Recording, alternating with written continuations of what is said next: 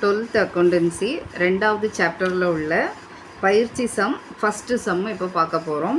இதில் வந்து கீழே கொடுக்கப்பட்ட தகவல்களிலிருந்து குறிஞ்சி விளையாட்டு மன்றத்தின் 2018 டிசம்பர் 31ஆம் நாளோடு முடிவடையும் ஆண்டுக்குரிய பெறுதல்கள் மற்றும் செலுத்தல்கள் கணக்கை தயார் செய்க அப்படின்னு தந்திருக்காங்க. அதுக்கு கொஞ்சம் விவரங்கள் நமக்கு தந்திருக்காங்க. இதை வச்சு இந்த சம்மை எப்படி பண்ணுறதுன்னு நம்ம இப்போ பார்ப்போம். ஃபஸ்ட்டு நம்ம ஹெட்டிங் எழுதிக்கிடுவோம். குறிஞ்சி விளையாட்டு மன்றத்தின் 2018 மார்ச் 31ஆம் நாளோடு முடிவடையும் ஆண்டில் பெறுதல்கள் மற்றும் செலுத்தல்கள் கணக்கு அப்படின்னு ஃபுல்லாக நம்ம இந்த இது எழுதணும். இப்போ இந்த ரெண்டு பக்கம் இது கணக்கு போகிறதுனால இந்த பக்கம் கண்டிப்பாக பற்று போடணும். அதே மாதிரி இந்த எண்டில் லாஸ்ட்டாக நம்ம வரவு போடணும்.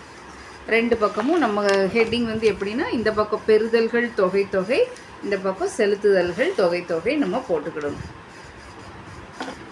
இதில் வந்து கை ரொக்கம் 1/1/2018 4000 ரூபாய் தந்திருக்காங்க.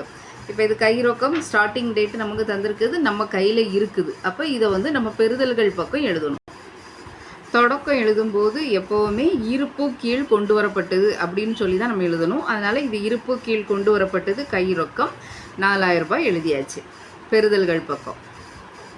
அடுத்து சம்பளம் கொடுத்தது 3000 ரூபாய் தந்திருக்காங்க. சம்பளம் கொடுத்ததுன்னு சொல்லும்போது காசு நம்ம கையிலேருந்து வெளியே போயிருக்கு.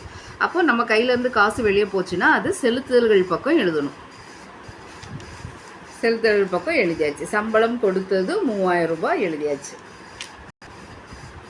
அடுத்து ஆயுள் உறுப்பினர் கட்டணம் பெற்றது 10,000 ரூபாய் தந்திருக்காங்க. பெற்றது அப்படின்னாலே நமக்கு காசு வந்திருக்கு.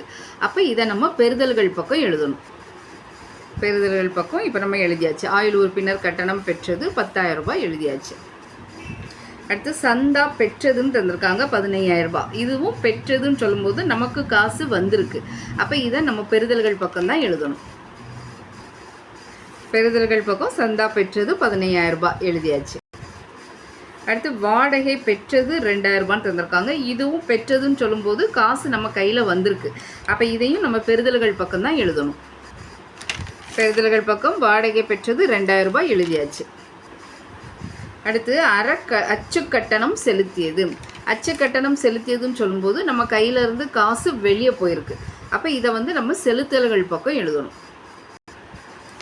செலுத்தல்கள் பக்கம் அச்சு கட்டணம் செலுத்தியது 2,500 எழுதியாச்சு. அடுத்து பாதுகாப்பு பெட்டக வாடகை பெற்றது.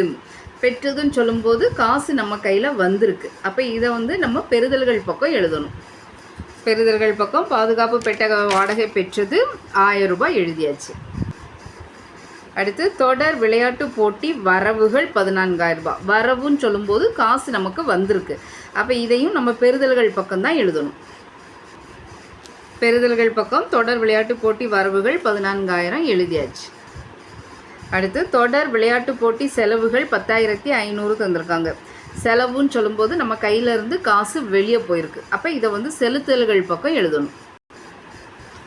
தொடர் விளையாட்டு போட்டி செலவுகள் 10,500 செலுத்தல்கள் பக்கம் எழுதியாச்சு.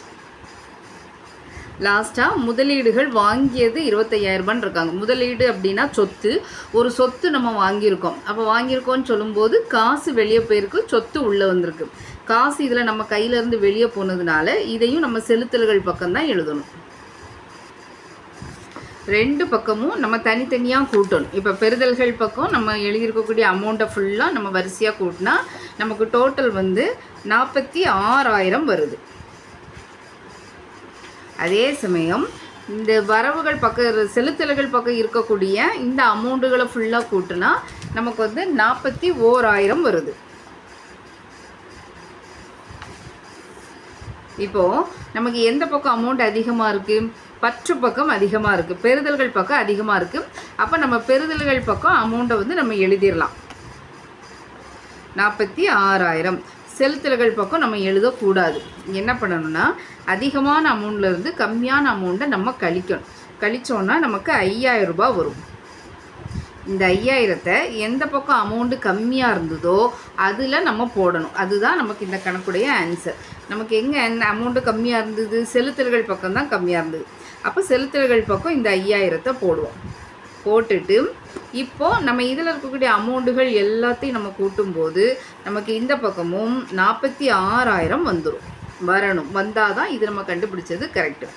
இப்போது இந்த 5,000க்கு நேராக இங்கே ஆன்சர் என்ன எழுதணும்னா, இருப்பு கீழ் இறக்கப்படுகிறது. கி பார் இ ரொக்க இருப்பு. இதுதான் இந்த கணக்குடைய ஆன்சர் நமக்கு, இந்த 5000 ரூபாய்.